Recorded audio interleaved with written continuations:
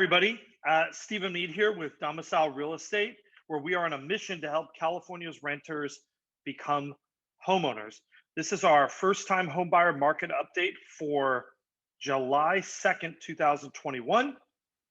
I just want to kind of start off by saying, I think for me personally, one of my favorite things to do every week is to kind of wait for our stats to be compiled and to see where the numbers fall. I think it's, for me, I always want to compare what we're seeing in the field anecdotally with what we're actually seeing in the numbers. And most of the time, those things are happening together.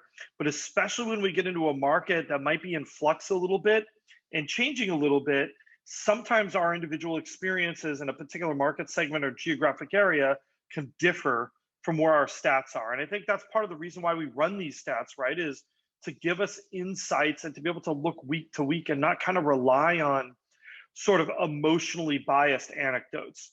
And also anecdotes are a sample size of one. Statistically, that doesn't really work very well. This week is one of those weeks where, I think for a while we felt like our market was on kind of a slow cooling trend, right? Very gentle, a little bit cooling off. And then we had this week where, honestly, the numbers are interesting. And one of the things that we do is a lot of our statistics are based on 14-day lookbacks. And when you do an update every single week, but you do 14-day lookbacks, that has the effect of kind of smoothing out some of the spikes. So whenever we see a giant change that happens, right? Like whenever we see something where, we see a real big shift week over week with 14-day lookbacks, that's huge. That's gigantic.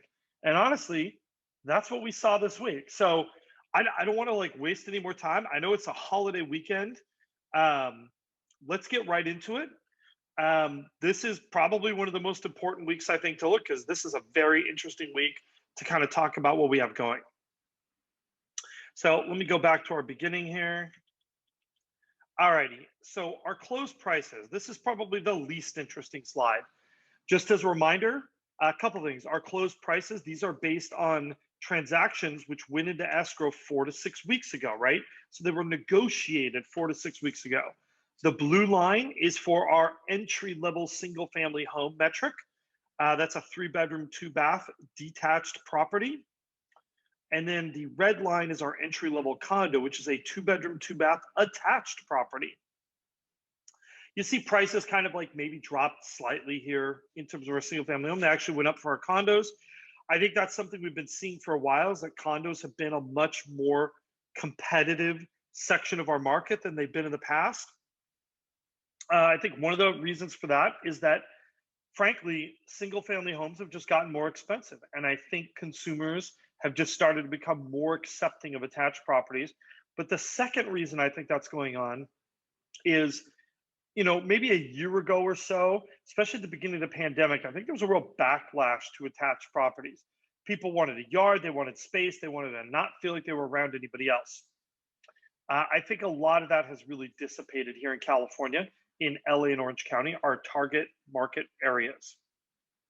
So looking again here at our total monthly payment, right? This is where we look at 5% down, including mortgage insurance, taxes, homeowners insurance. This really is to give you an idea of a very realistic first-time home buyer price point. For our entry-level 3-bedroom, 2-bath home in LA and Orange County, that hits just under $4,100 a month. You can see that that has just been a real gentle kind of incline. Back towards the beginning of the year or end of last year, we were on $3,500. So yes, that has absolutely gone up. That might seem like a wild increase, but the reality is, I don't think that that is terribly out of line with overall inflation at this point in time, at least. I don't think it's wildly different, especially when you look back to 2018. Where were we at? $3,600 for that entry-level single-family home. So in the past 3 years, we have moved up roughly $500, or roughly about 15%. I don't think that is totally unreasonable over a 3-year time period. If you look at our condos, things have moved up quite a bit less, but we've still seen this sort of The trend line, I think, is pretty clear for prices. At this point, I don't think anybody's arguing that prices rose this spring. When we look at our household income, I always like doing this. I think for the people out there who are watching these videos and they are thinking to themselves, this is all great, but how does this really relate to me? We wanted to put in a metric of what is the minimum household income required with no other debts to qualify for these types of properties and these types of loans. And it turns out for our entry-level single-family home, you need just about $100,000 and you need just about $76,000 for our entry-level condo. And just as a reminder, what are these prices? $725 for our entry-level single-family home and $500 for our entry-level condo. So, we've taken a little bit of time to talk about the pricing. What is the affordability in the market? But as you know, I think if you're a first-time home buyer, you're a potential first-time home buyer, somebody who's interested, right? I think you have a couple things that are really important. Number one is the affordability of housing, right? Like if you're a first-time home buyer, can you make the payments and afford them? That is sort of this number one question. But the second thing, and something that I think has been very acute for the last year now, is when we talk about the availability of housing. How competitive is the market? How many listings are out there? How hard is it to get your offers accepted? And I think that for a first-time home buyer really is the thing that's probably top of mind, maybe even more than affordability right now. And so the second group of statistics are sort of our metrics for that. So if we go here to our 14-day absorption rate, and here is the shocking news, the surprise, the thing that nobody really expected. And I have a little bit of an explanation that might temper this news just a little bit, and I'll go over that in a second. But what are we looking at here? Our 14-day absorption rate is all we try to do is reconcile how many houses came on the market in the last 14 days, how many houses went under contract. And we do that in both of our categories, our entry-level single-family home and our entry-level condo.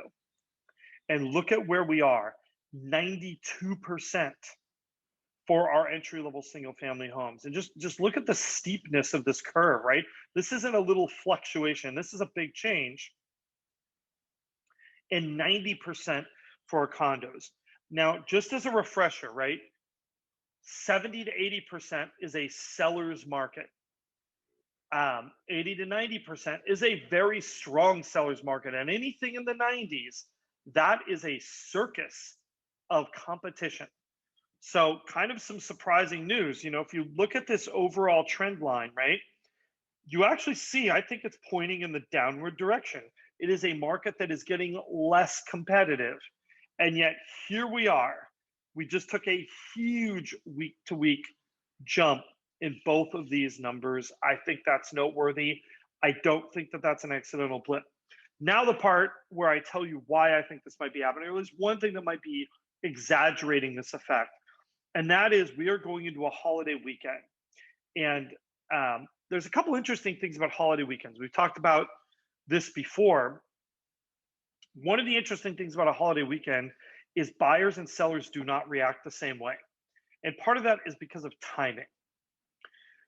Sellers do not want to launch a new listing over a holiday weekend. So that means for this entire past week, I would argue that listings are down, and we've checked the numbers, they are.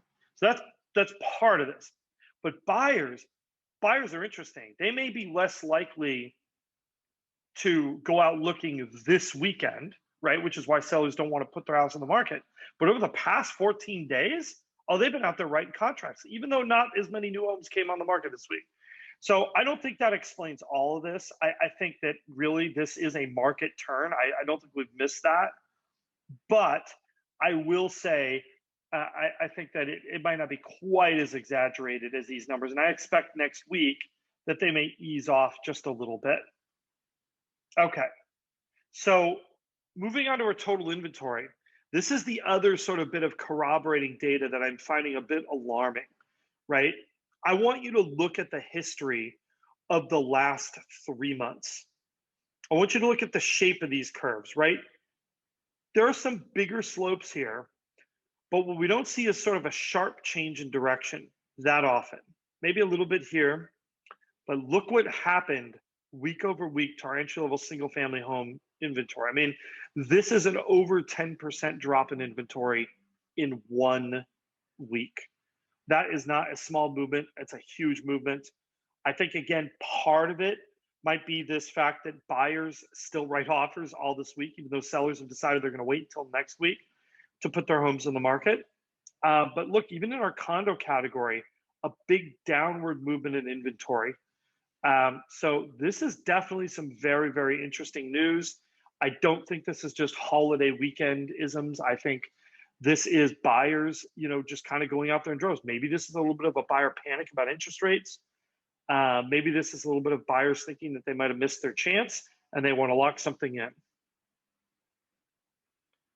Next up, our 14-day still active percent. This has held pretty steady, a slight decline for condos, but look what happened week over week for our entry-level single-family homes. Now, again, these tend to jump around a bit more, but I mean, this takes us back to, this takes us back months, right, in terms of where we were. I mean, this is just a very, very large week-to-week swing. Finally, I want to talk about, basically given our run rate of houses, where are we in terms of our week supply of homes? Well, the numbers are actually worse for this. So condos, our inventory reduction is not too bad, but look what happened in single family homes. We went from 3.5 weeks to little less than 3.1 weeks. We have erased a month of good work. We are right back to where we were around the 4th of June, of that inventory building that we were seeing. This was a surprising result for me, but I also think we have to remember that I've talked about this probably at least 20 times. Markets do not move in this sort of linear fashion where they just go up in this smooth sort of arc. They don't. They jump around, and we've had weeks of inventory building, and now it's pulled back. What I'm really curious about is if this trend continues next week. I think that'll be really, really telling that maybe the market is actually moving back to being a little bit more competitive. Obviously, if you're a first-time home buyer out there, this is probably not the news you were hoping for heading into the 4th of July weekend. I do want to say something, though. We are still getting offers accepted for our clients. It is not impossible to buy a home. You don't need to have 50% down. You don't need to be a cash buyer. You can still get offers accepted. One of the other things we are noticing, and this might seem a little nerdy and technical, but we are getting a lot of appraisal waivers on our files for our clients. An appraisal waiver is when Fannie Mae says, you know what, we don't even need to order an appraisal on this property. Obviously, for those of you, who are buying properties where you may be asked to waive the appraisal, this is huge because that means you won't have a problem in that area. Anyhow, I just want to thank everybody for watching. We love doing these videos. We love answering your questions. We love going through the stats. This is probably one of the most fun things that we get to do other than show houses and help first-time home buyers buy homes. If you are looking to buy your first home, or you just want some more information, or you know someone that you think should be buying their first home, I actually think that's a lot of you out there. Definitely send them our way. Don't forget to like, subscribe, hit that notification bell. If you're watching this on Facebook, there's a link to our YouTube channel, so you can do that, and you'll see all of our videos. Have a great weekend, everybody. We'll see you really soon.